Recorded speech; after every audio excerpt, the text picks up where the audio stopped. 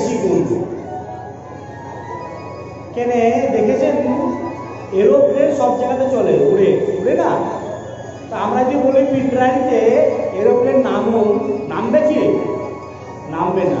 তার জন্য এয়ারপোর্ট থাকা চাই। তো সেরকম ধরনের আমাদের মধ্যে ভালো আত্মা, এই দেবতুল্য আত্মা ব্রাহ্মণে চলছে, কিন্তু সে দেবতুল্য আত্মাকে পেতে গেলে মা-রূপী গর্ভরূপী এয়ারপোর্টকে ভালো বানাতে হবে। তাকে সৎসং কীর্তন ভজন ভাগবত রূপী জলে সঞ্চিত করতে হবে, তবেই সেই ভালো এই ধারাধর্মে আসবে। সে আজ আমাদের কংসরও সমস্যা নয়, আজ আমাদের সমস্যা সম্পূর্ণ মানব জগৎ। এক মা 4 পুত্রকে লালন পালন করতে পারে, কিন্তু আজকাল 4 পুত্র হয়েও এক মাকে লালন পালন করে না। সেই মা জগৎজননী মা দুর্গাকে সারে দেয়, কিন্তু নিজের মায়ের যে জগৎজননী মা যাকে জন্ম দিয়েছেন তিনি সারের জন্যই কাঁদতে থাকেন।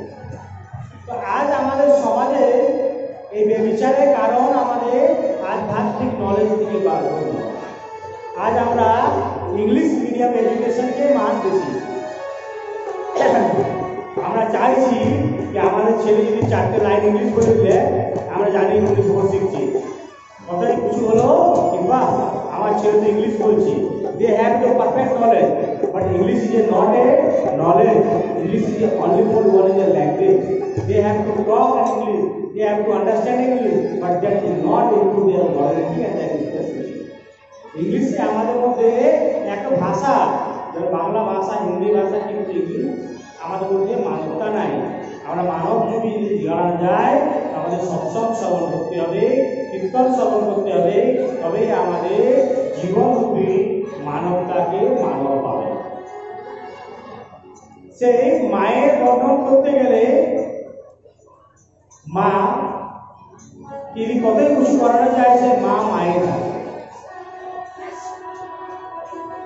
সেই মায়ের জন্য ভগবান বললেন যে সরকার প্রথম কোন দেবতার পুজো হয়।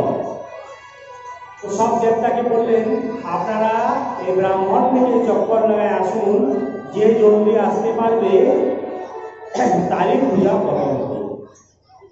সব তো আপনারা চলে পড়লেন, কিন্তু গণেশ বললেন আমি তো পারবো না, আমি বাইরেই বসে থাকলেন। তখন নারদ এলেন, বললেন হে গণেশ ভগবান আপনি কি করছেন? আমি তো চিন্তিত মগ্ন, আমি কি করে ত্রিভুবন চক্কর লাগাবো। বললেন কি আমি ত্রিভুবন চক্কর লাগাবার জন্যে আমাকে প্রথম পুজো চাই না, আমার প্রথমে মায়েরই পুজো দরকার। তবে উনি গেলেন কৈলাস, মা বাবাকে বললেন আপনি উঠুন। মা বাবার পরিক্রমা লাগালেন এবং মা বাবাকে প্রণাম করে প্রথম চলে গেলেন। তার জন্যই গণেশ ভগবানের পুজো করলেন। তো সে আমরা মায়ের যদি বলানো যায় মা কতই হোক, সে মা মায়ের থাকে। কিন্তু আজকাল ছেলেরা বিয়ে হওয়ার পরেই মা আলাদা দেখছি খাবার খেয়েছে। বেশিরভাগ দুষ্কার, খালি কি বইয়ের আর কাজ শাশুড়ি দুষ আমাদের দুজনারই। কেন আমরা আধুনিক যুগকে বুঝতে চাইছি না যে মা উনি দিকে দুটো কথা বললো, যদি বড় হয়ে না বলে তো কে বলবে? তাই জন্য মায়ের কথা শ্রবণ করাই দরকার। এবং যে বৌমা আছে সে নিজের মাকে পরিত্যাগ করে আপনাকে মা বলছে, সে আপনাকে মা মানা দরকার, ওনাকে পুত্রী হিসাবে প্রেম দেওয়া দরকার।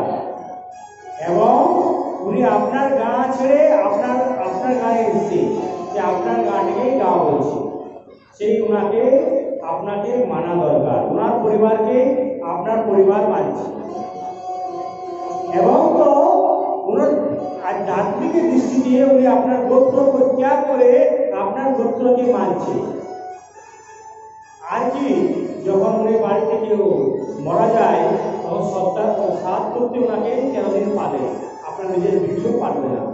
তার যিনি বউকে নিজের বিটির থেকেও বেশি মানেন। ঘরের প্রেমটাই হচ্ছে সংসারী প্রেম।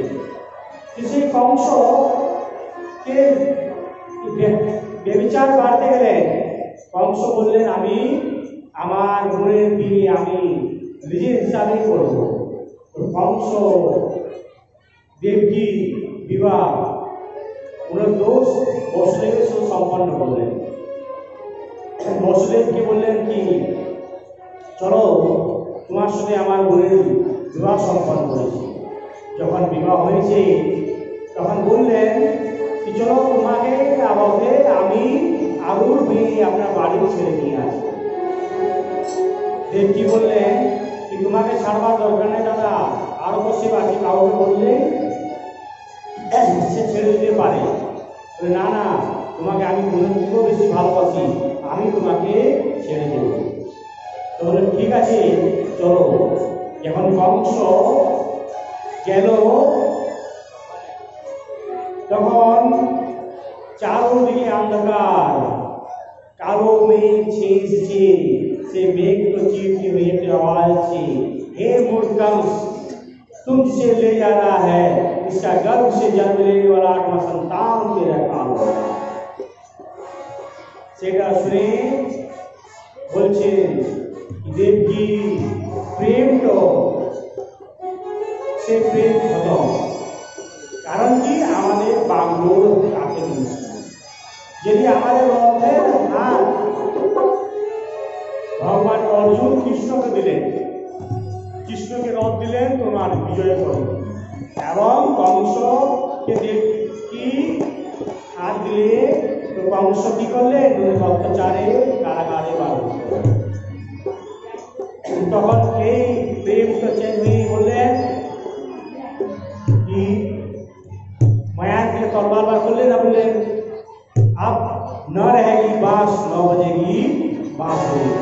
अभी हम इसको मृत्यु की गोद उतार देता हूँ।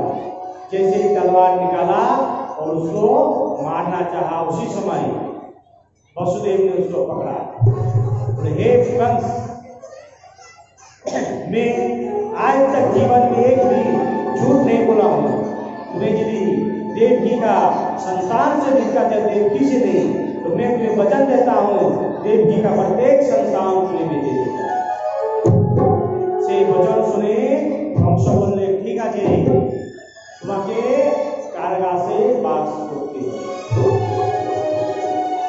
সেই আমাদের রামকৃষ্ণজি এই দৃশ্যটা দেখছেন, বলছেন कि आजकल মানুষ কত স্বার্থী, স্বার্থের কেন্দ্রে দুনিয়া টিকে আছে এবং প্রেম মায়া মোহে ফেসে আছে। কিন্তু মায়া मोह জীবনের মধ্যে माया को सब भजे, माया को सब भजे माधव भजे न कोई, जो माधव को भजे सो माया काहे कोई। যদি আমরা ভগবানকে ভজন করি তাহলে কোনো মায়া আসবে না। সেই বললেন कि आज আমাদের মানুষ স্বার্থী হয়েছে। সেই স্বার্থের মুক্তির জন্য লেগে আছে। যতক্ষণ স্বার্থ ততক্ষণ তুমি আমার আমি তোমার, स्वार्थ पूर्ति हवा होते एक होना। बाप बनाना भैया सबसे बड़ा भैया। किंतु मानुषের মধ্যে সরকার বড় ঘর নাই গো, যে ধান কি 3 গতি होती है, दान भोग नाश। যে দান করে সেটাই আপনার, ভোগ করলেন এবং না তো নাশ হয়ে যায়।